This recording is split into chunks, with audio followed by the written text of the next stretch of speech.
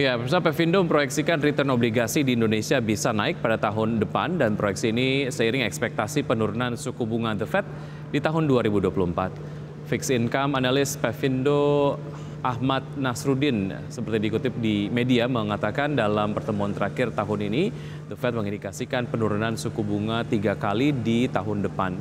The Fed memproyeksikan suku bunga tahun depan akan turun menjadi 4,6% dari saat ini di 5,5%. Dari sisi return, Pevindo juga memproyeksikan prosentasenya akan berkisar antara 6 hingga 9% di tahun depan.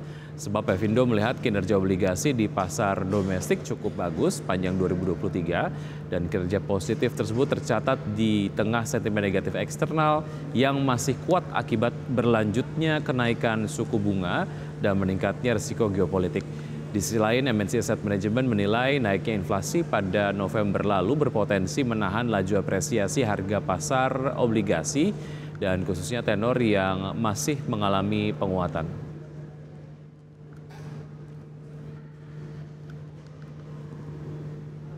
Dan pemirsa, sudah hadir bersama saya di studio IDX Channel ada Mas Dimas Aditya Aryadi, beliau adalah Direktur PT MNC Asset Management. Apa kabar Mas Dimas?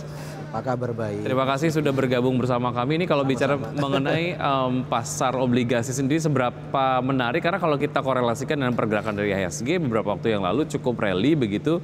Ini juga berkaitan dengan sentimen dovish dari The Fed sendiri. Tapi kemudian tadi ada sinyal bahwa ada semacam target lagi yang ingin dicapai oleh Bank Sentral Amerika Serikat untuk menurunkan inflasi sampai 2%. Secara proyeksi untuk pasar obligasi seperti apa? Pasar obligasi menarik Mas Wiki ya, dan rekan-rekan semua. Kita lihat memang pasca minggu lalu The Fed itu mengumumkan dovish ya, mengalami ada indikasi 2024 melakukan penurunan tingkat suku bunga itu sampai dengan 3 kali. Patut diduga kami memprediksi 75 basis point yang akan terjadi di 2024 dan itu berdampak positif terhadap bonds. Hal itu terbukti dengan yield obligasi 10 years kita itu sampai di level 6,6-an ya saat ini, mengalami penurunan. Dimana kalau yield mengalami penurunan biasanya harganya naik nih Mas. Kurang lebih sekarang di 103-an ya. Jadi memang harganya sudah premium saat ini. Nah ini memang kita lihat responnya positif. Dan yang kedua tadi yang bicara Mas Wiki masalah inflasi benar. The Fed mengambil kebijakan dia penurunan indikasi di 2024. Memang tren inflasinya di Amerika sudah mengalami penurunan. Target mereka kan 2%. Dia saat ini udah di range di 3,1 gitu ya. Jadi memang growth trennya mengalami penurunan menuju ke 2% itu. Tapi memang tidak dipungkiri Powell juga bicara bahwasannya di 2024 mungkin mereka akan adjust nih target inflasinya lagi. Gitu. Tapi market merespon positif statement dari The Fed bahwasannya akan mengalami penurunan tingkat suku bunga di 2024. Dan kami lihat mungkin Bank Indonesia, BI 7 Days Reverse Repo Rate juga akan melakukan kebijakan yang sama, Mas.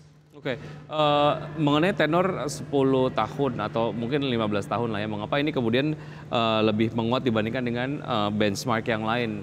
Betul, menarik karena tenor yang 10 dan 15 tahun ini di market ini saat ini memang liquid ya, yang paling liquid. Jadi demand-nya tinggi nih Mas gitu ya.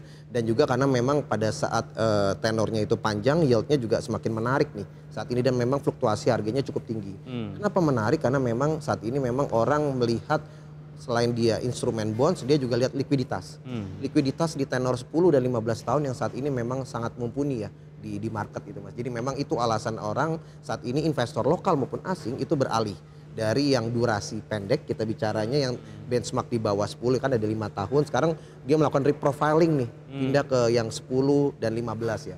Hal itu terbukti penurunan yield dan harganya saat ini signifikan nih. 102 dan 103 kalau nggak salah. Oke, artinya kalau reprofiling artinya ini untuk portofolio investasi sendiri juga mungkin dijadikan satu momen yang tepat untuk reprofiling portofolio investasi, menambah porsi di obligasi atau gimana? Secara apa namanya pos-pos lah ya, kalau kemudian kita kemudian mau memetakan lah berapa sih kayaknya cukup ideal gitu untuk kita menambah portofolio investasi di obligasi, apalagi kemudian mengingat proyeksi dari Anda sendiri gitu yang tadi menyampaikan bahwa untuk obligasi sendiri kayaknya 2024 akan menarik gitu.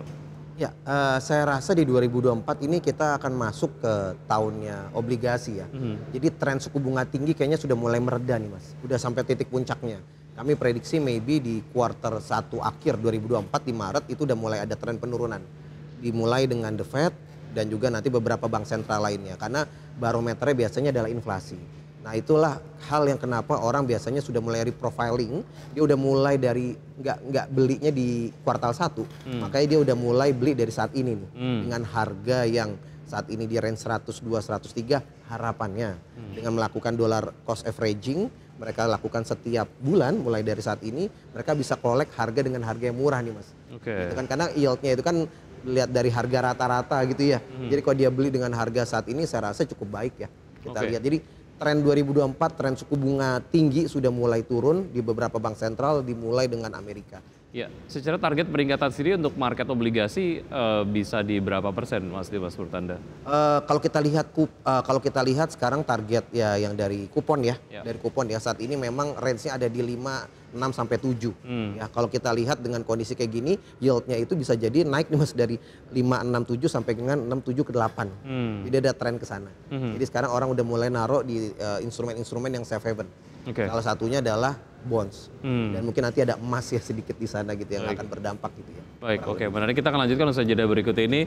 Mas Dimas dan Pemirsa, tetap bersama kami akan segera kembali. Terima kasih Anda masih bergabung bersama kami, pemirsa, dan saya masih berbincang bersama Mas Dimas Aditya Haryadi, beliau adalah Direktur dari PT MNC Asset Management. Ini kalau bicara mengenai bond ataupun mungkin obligasi yang nampaknya ke depan secara tren ini akan diserap maksimal oleh masyarakat, apakah kemudian pemerintah kah atau yang swasta, Mas Dimas? Nah, menarik pertanyaannya Mas Vicky, karena kita lihat kayaknya beberapa investor lokal dan asing ini melakukan diversifikasi. Jadi memang mereka melakukan beberapa untuk yang long duration itu yang durasi 10 ke atas, mereka akan keep beli untuk yang government bond. Disclaimer on ya Mas ya. Cuma kalau untuk yang short duration mereka memindahkan ke yang corporate bond. Namun mereka memang melihat corporate bond yang EBITDA-nya positif, ratingnya minimum single A seperti itu. Kenapa? Karena mereka mengambil kupon. Kalau corporate bond itu indikasi kuponnya pasti lebih tinggi dibandingkan government bond gitu. Nah, kalau government bond memang indikasi kuponnya lebih kecil dibanding corporate bond, tapi dari segi keamanan lebih terjaga. Karena kan yang hutang pemerintah Republik Indonesia nih Mas gitu. Kalau corporate bond kan yang hutang berarti perusahaan swasta itu sendiri. Jadi saat ini mereka lakukan diversifikasi, tergantung time managementnya mereka. Di bawah 10 tahun mereka beli corporate bond, di atas 10 tahun dia beli seri-seri benchmark untuk yang government bond. Oke, kalau dilihat dari beberapa untuk specifically adalah untuk government bonds lah ya, indikator-indikator makro apa yang perlu diperhatikan dan apa yang kemudian nampaknya membuat masyarakat harusnya sih optimis lah ya terkait dengan bonds dari pemerintah. Walaupun kemudian masuk ke tahun politik gitu misalnya, masih ada apa namanya optimisme nggak sih dari masyarakat sendiri untuk bonds yang akan dirilis oleh pemerintah sendiri? Betul. Pertanyaan menarik Mas Vicky. Indikator bonds itu gampang Mas. Sebetulnya tidak terlalu sekompleks saham ya. Jadi kita lihat yang pertama dia akan melihat BI 7 days reverse repo rate. Apakah BI rate akan stay di 6% atau akan mengalami penurunan di 2024. Kalau mengalami penurunan itu adalah marketnya bonds. Biasanya bank sentral itu mempunyai kebijakan untuk menahan atau mengurangi BI rate itu, biasanya barometernya indikatornya inflasi. Inflasi saat ini memang ada kenaikan di November kemarin, namun sesuai ekspektasi pemerintah. Ekspektasi pemerintah kan target inflasi itu 3% plus minus 1. Jadi masih jauh di atas range yang pemerintah yang diprediksi sama pemerintah. Saya rasa itu BI rate pun ke depannya di 2024 trennya akan sama nih, akan mengalami penurunan. Itu yang memang yang harus dicermati ya, salah satu indikator ya yang ada di bonds itu. Oke, kalau untuk bonds ataupun mungkin surat yang dirilis oleh swasta sendiri, indikatornya kurang lebih sama atau ada indikator lain? Ada tambahan indikator. Tambahan indikatornya adalah mereka akan melihat yang pertama adalah rating yang dikeluarkan oleh Pevindo ya. Saat ini kita pakai Pevindo. Rating dari corporate bond itu apa? Memang investment grade itu triple B Mas. Saat ini triple B investment grade, tapi memang mereka rata-rata beli triple B ke atas ya. Itu yang pertama. Indikator yang kedua dia melihat adalah kupon. Karena target dari corporate bond itu mencari kupon ya setinggi-tingginya dengan resiko yang cukup terjaga. Nah itu, dan yang ketiga adalah biasanya mereka melihat laporan keuangan EBITDA-nya. Bagaimana laporan keuangan fundamental dari si perusahaan yang merilis itu sendiri. Dan yang keempat biasanya mereka akan melihat nih, pada saat si bonds itu dirilis misalkan 3 tahun atau 5 tahun ya, serinya kan dari 3 tahun 5 tahun biasanya, mereka akan lihat nih bisnis dari perusahaan tersebut selama 3 atau 5 tahun ke depan apakah akan tetap sustain nih. Karena kan mungkin saat ini dia nilai bagus nih bisnisnya, Cuma kita nggak tahu 5 tahun ke depan ternyata trennya berubah nih, sehingga menghasilkan yang dikhawatirkan corporate bond itu default pada saat jatuh tempo. Kan rata-rata mereka itu kalau beli corporate bond nggak available for sale nih mas, to maturity ditahan, dibeli sampai dia jatuh tempo. Oke, sektor-sektor usaha apa yang nampaknya ini cukup difavoritkan atau mungkin mendapatkan proyeksi yang nampaknya cukup menarik ke depan gitu ya, tidak kemudian hanya setahun saja karena terkait dengan tenor dari obligasi sendiri gitu ya yang kemudian dilihat oleh masyarakat gitu. Betul. Nah, apa yang kayaknya ini cukup menarik nih secara sektor usaha yang kemudian ini juga ada perusahaan swastanya di situ dan mereka akan mempublish obligasi gitu. Betul. Disclaimer on, balik lagi. Yang pertama, my personal opinion itu adalah perusahaan lembaga keuangan, mas.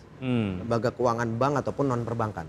Karena kita tahu lokomotif suatu negara itu dibilang sukses itu adalah dari keuangannya. Barometernya seperti itu. Itu yang pertama. Yang kedua, hampir sama seperti saham nih, mas. Properti. Properti juga kita lihat trennya pada saat suku bunga turun, bunga kredit kan diprediksi akan mengalami penurunan ya. Baik kredit KPR dan sebagainya. Jadi properti ini amat sangat diminati, tambah lagi pemerintah memberikan free PPN kalau nggak salah ya, sampai dengan 2 miliar. Ya, dan yang ketiga memang media ya, kita tahu sama-sama bahwasannya memang kedepannya apapun ini negara Indonesia ini tetap harus 270 juta warga negaranya dari Sabang sampai Merauke ya membutuhkan concern di media. Itu sendiri sih. Baik. Oke. Baik. Terkait dengan The Fed sendiri bagaimana ini kemudian menjadi sebuah peluang untuk investor mendapatkan profit dari obligasi ke depan seperti apa Mas Dimas? Jadi memang kita lihat dengan adanya dovish si The Fed ini yang akan melakukan penurunan tingkat suku bunga 3 kali di 2024, ini peluang buat investor lokal dan investor asing ya masuk. Hal ini terbukti nih dengan sudah banyak yang melakukan udah price in lah kita bicaranya, udah banyak nih capital inflow masuk ke Indonesia.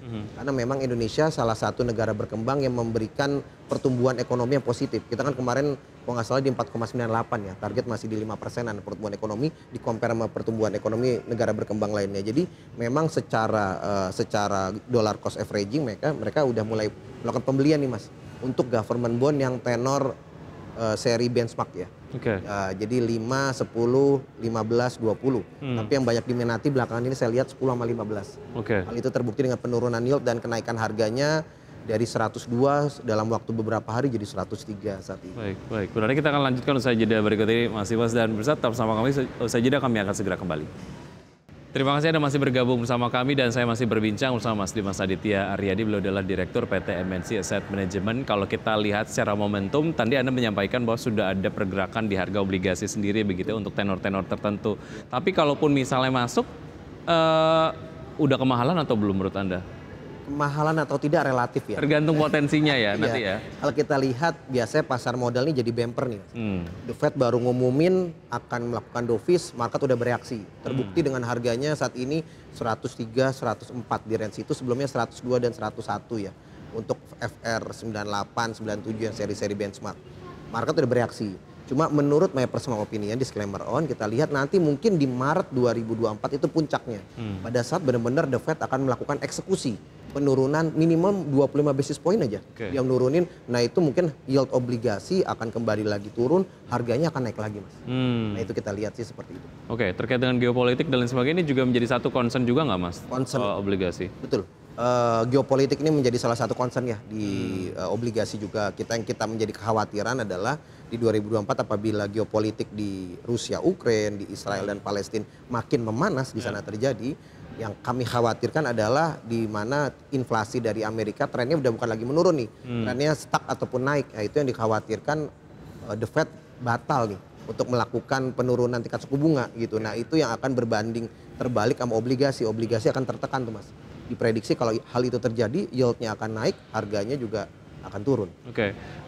Indonesia sebagai destinasi investasi di pasar surat utang begitu, sejauh mana itu kemudian cukup membuat kita optimis lah ya bahwa apakah itu dari investor luar negeri begitu ketika kemudian masuk ini akan cukup mendongkrak lah optimisme kita terkait dengan pasar obligasi di Indonesia. Menarik, pasar obligasi di Indonesia saya rasa ini luar biasa karena kalau kita lihat rata-rata yieldnya saat ini seri benchmark 6,6. 6,6, inflasi kita 2,98. Jadi kasarannya kita masih ada surplus kurang lebih 3%-an lebih lah ya. Nah, hal itu yang membuat investor asing itu menarik masuk ke Indonesia. Baik. Di tengah pertumbuhan ekonomi kita juga masih ada di range 5% yang ditargetkan sama BI dan juga Bu Sri Mulyani ya. Jadi memang Indonesia ini menjadi salah satu tujuan negara berkembang yang memberikan yield positif di compare antara inflasi sama yield obligasinya nih Mas. Baik. Jadi itu yang mengakibatkan kenapa investor asing tertarik capital inflow lagi balik ke Indonesia di market obligasi pada khususnya. Oke, sebelum kita ke rekomendasi, kita ke update dari market terlebih dahulu. Pembukaan market di pagi hari ini, pemirsa, seperti Anda dapat saksikan di layar televisi, IHSG beberapa waktu yang lalu berada di level terkoreksi di level 7.123,510.